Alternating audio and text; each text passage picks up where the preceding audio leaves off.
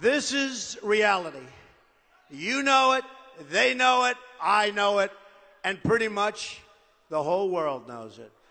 The establishment and their media enablers wield control over this nation through means that are very well known. Anyone who challenges their control is deemed a sexist, a racist, a xenophobe, and morally deformed. They will attack you. They will slander you. They will seek to destroy your career and your family. They will seek to destroy everything about you, including your reputation. They will lie, lie, lie, and then again, they will do worse than that. They will do whatever's necessary. The Clintons are criminals. Remember that. They're criminals.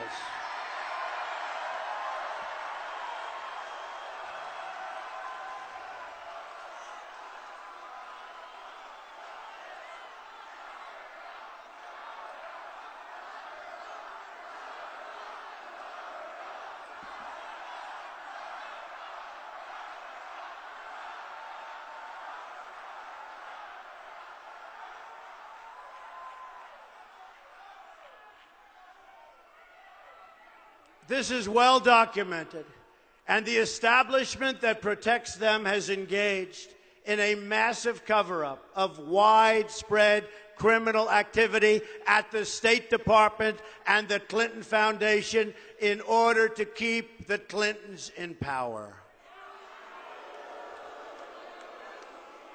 Never in history have we seen such a cover-up as this. One that includes the total destruction of 33,000 emails, 13 iPhones, some by hammer, laptops, missing boxes of evidence, and many, many other things. People who are capable of such crimes against our nation are capable of anything.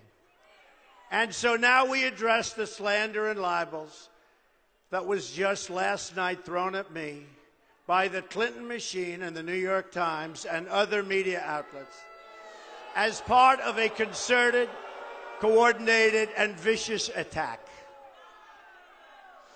It's not coincidence that these attacks come at the exact same moment and all together at the same time as WikiLeaks releases documents exposing the massive international corruption of the Clinton machine, including 2,000 more emails just this morning.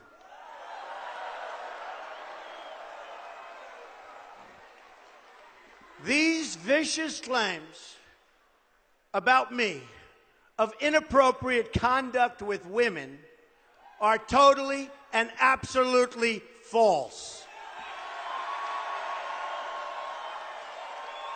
And the Clintons know it, and they know it very well. These claims are all fabricated. They're pure fiction, and they're outright lies.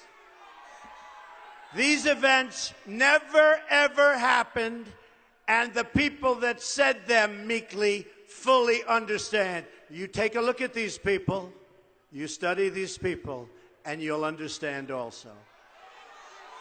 The claims are preposterous, ludicrous, and defy truth, common sense, and logic. We already have substantial evidence to dispute these lies, and it will be made public in an appropriate way and at an appropriate time very soon. These lies come from outlets whose past stories and past claims have already been discredited. The media outlets did not even attempt to confirm the most basic facts, because even a simple investigation would have shown that these were nothing more than false smears. 6 months ago, the failing New York Times wrote a massive story attacking me. And the central witness they used said the story was false, that she was quoted inaccurately. She said that I was a great guy. She had great courage, I'll be honest with you. She was an amazing person and never made those remarks. That I was a great guy and never made the remarks. And when I read the story, I was sort of surprised. How could she say that? And she didn't say it. We demanded a retraction, but they refused to print it.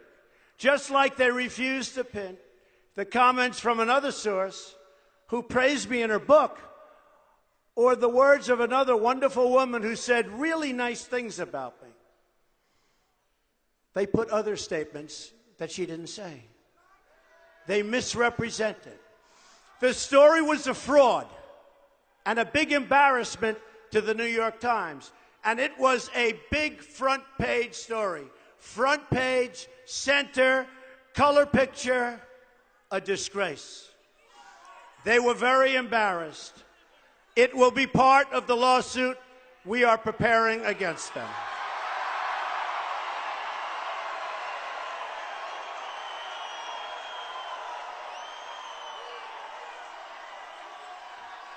Now today, the same two discredited writers who should have been fired from the New York Times for what they did tell another totally fabricated and false story that supposedly took place on an airplane more than 30 years ago. Another ridiculous tale, no witnesses, no nothing. Then there was a writer from People magazine who wrote a story on Melania and myself on our first anniversary. The story was beautiful. It was beautiful. It was lovely. But last night we hear that after 12 years, this took place 12 years ago, this story, a new claim that I made inappropriate advances during the interview to this writer.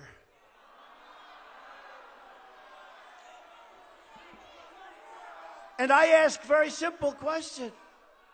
Why wasn't it part of the story that appeared 20 or 12 years ago? Why wasn't it part of the story? Why didn't they make it part of the story? I was one of the biggest stars on television with The Apprentice, and it would have been one of the biggest stories of the year. Think of it. She's doing a story on Melania, who's pregnant at the time, and Donald Trump, our one-year anniversary. And she said, I made inappropriate advances. And by the way, the area was a public area, people all over the place. Take a look. You take